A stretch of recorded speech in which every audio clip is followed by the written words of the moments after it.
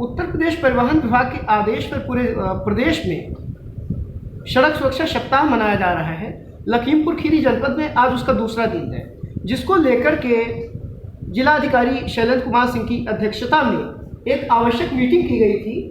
हम जानते हैं विनय कुमार सिंह सहायक संभागीय परिवहन अधिकारी लखीमपुर खीरी हमारे साथ हैं कि उस मीटिंग में किस किस एजेंडे पे बात हुई है। सर, क्या मीटिंग का एजेंडा था?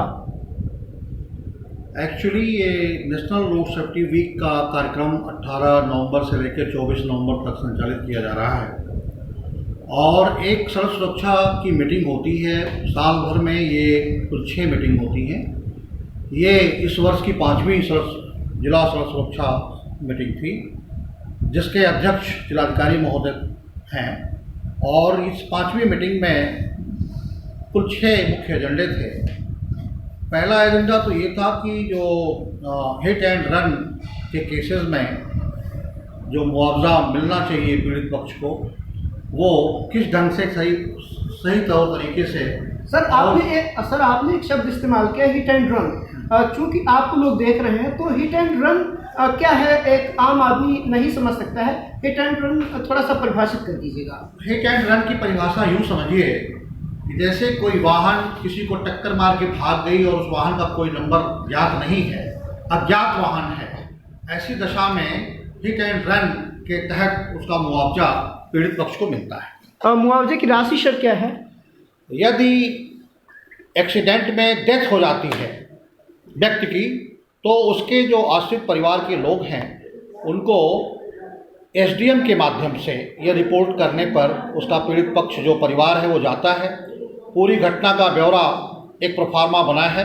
उस प्रोफार्मे पे उस तहसील के उप जिलाधिकारी जो एसडीएम हैं उनको रिपोर्ट करता है और उस आवेदन पत्र पे संबंधित थाने से एसडीएम रिपोर्ट मंगा लेते हैं और वो थ्रू जिलाधिकारी महोदय के परिवहन विभाग को प्रेषित की जाती है और परिवहन विभाग द्वारा उस पर कार्रवाई करते हुए मुआवजा की धनराशि प्रेषित की जाती है। जैसा कि लखीमपुर खीरी के सहायक संभागीय परिवहन अधिकारी प्रशासन विनय कुमार सिंह ने हमें बताया कि हिट एंड रन की स्थिति में 2 लाख रुपए मृत होने पर एक्सीडेंट में और 50,000 रुपये घायल अवस्था में पीड़ित पक्ष को मिलता है। अब हम दूसरी बात पे आते हैं जिस पे चर्चा हुई है कि पूरे जनपद में किसान जो हैं, आजकल बेसिकली लखीमपुर खीरी गन्ना बाहुल्य इलाका है।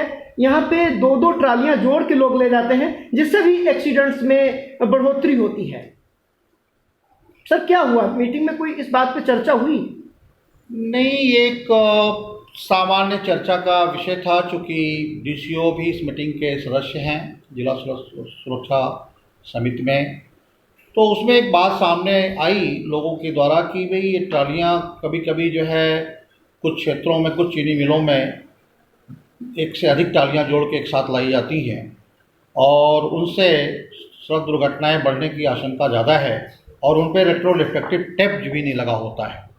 ऐसी दशा में जिलाधिकारी महोदय ने काफ़ी आक्रोश प्रकट करते हुए चीनी मिल के जो प्रबंधक हैं उनको ये सख्त चेतावनी भी दिया कि बिना रिफ्लेक्टर टेप लगे हुए आप लोग किसी वाहन की टोल पर्ची को स्वीकार मत करिए और यदि 1 से अधिक ट्रॉलियाँ जोड़ के लाई जाती हैं तो उनको संबंधित जो एडिशनल एसपी थे इस मीटिंग में उनको भी निर्देशित किया कि उस संबंधित थाने के जो जिम्मेदार अधिकारी हैं पुलिस के, उनके द्वारा सख्त चेकिंग कार्रवाई कराई जाए और ऐसे लोगों को दंडित करने का भी प्रावधान किया जाए।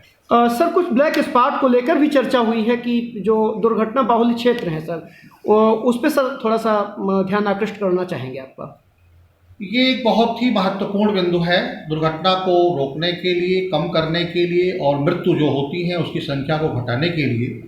चूँकि हर जिले का एक लक्ष्य है और लक्ष्य के सापेक्ष हमारी तैयारी तभी मुकम्मल मानी जाती है जब हम पिछले वर्ष से कम मृत्यु अगर दुर्घटना में होती है। ये एक आंकड़ा है और अपने यहाँ लखीमपुर खीरी में कुल 19 ब्लैक स्पॉट हैं, जिनमें से लोक निर्माण विभाग द्वारा 7 पे कार्रवाई पूर्ण कर ली गई है, शेष पे कार्रवाई की जा रही है और इस संदर्भ में जो जिला सड़क सुरक्षा समिति के अध्यक्ष जिलाधिकारी महोदय द्वारा ये निर्देश दिया गया कि परिवहन विभाग के अधिकारी, पुलिस विभाग के अधिकारी उन ब्लैक स्पॉट पे जा कर के और वो देख लें कि जो काम किया गया है वो किस हद तक दुर्घटना को कम करने में सहायक होगा और इस पे एक आख्या प्रस्तुत करें। धन्यवाद सर। हाँ।